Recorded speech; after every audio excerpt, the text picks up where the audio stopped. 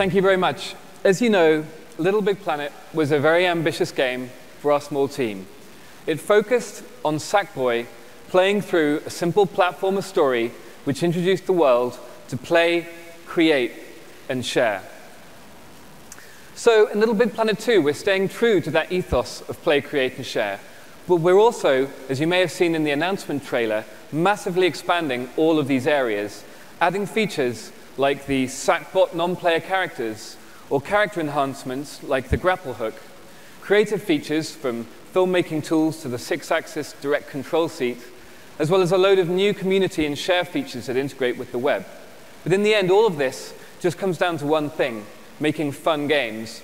And now you can make any kind. It's a true platform for games. Whether you want to make an RTS, an RPG, a puzzle, a racing game, or even a shooter.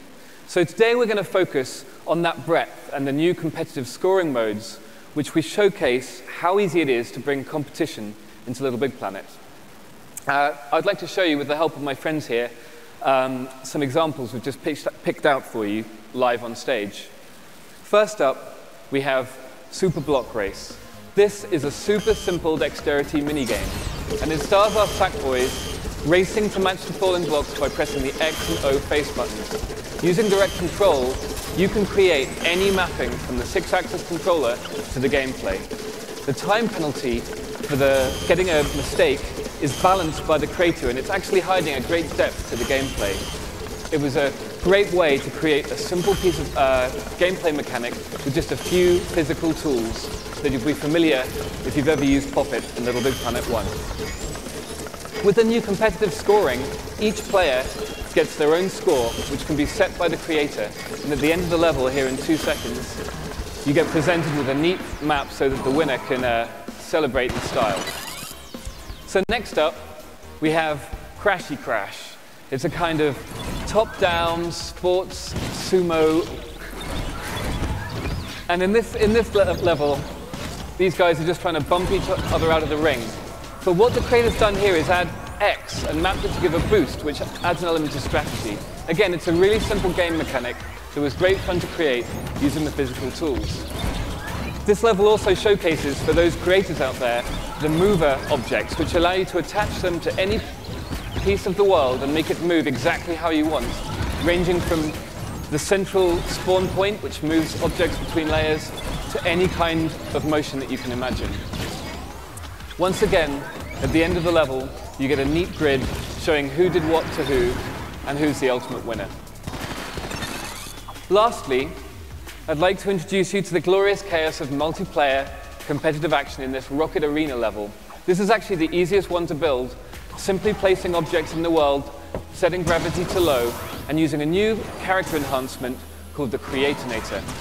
So players out there who've played LittleBigPlanet will be soaking up all of the new features here, but the Creatinator is a hat which you put on Sackboy, and you can set to emit any object, from cows to flowers to rockets in this case. I think let's see who's doing the best. Come on, Green, you're on 0, 0 point. Keep going. In the background, you see the holographic material. That's been used by many of our creators to create heads-up displays and things like that. In online, if you use a competitive mode, each PS3 gets its own camera, so it would be really easy to make a gigantic scrolling level in LittleBigPlanet 2. So to wrap up, I'd just like to show you some of footage of the kind of gameplay that you can expect in LittleBigPlanet 2. Because when we were creating these tools, really we wondered, what will the breadth be? We'll stay true to the platforming at the heart of LittleBigPlanet. So what we did was invite some of the top creators down to the Media Molecule offices, and we just gave them 24 hours to run wild with the new tools. We did not give them any tuition or any help. They'd seen nothing. And this is all unedited footage created in one night by some guys ranging from a kind of gallery shooter here. Sackboy is doing way more than just platforming. There were tons of different kinds of levels, and we've carried this breadth all the way through to the story mode in LittleBigPlanet 2, ranging from top-down racing games with AI characters, and even, in one instance, a full real-time strategy game with multiple units, unit creation, pathfinding, psychedelic 3D shooter, which takes place at the end of one of the boss fights in the game.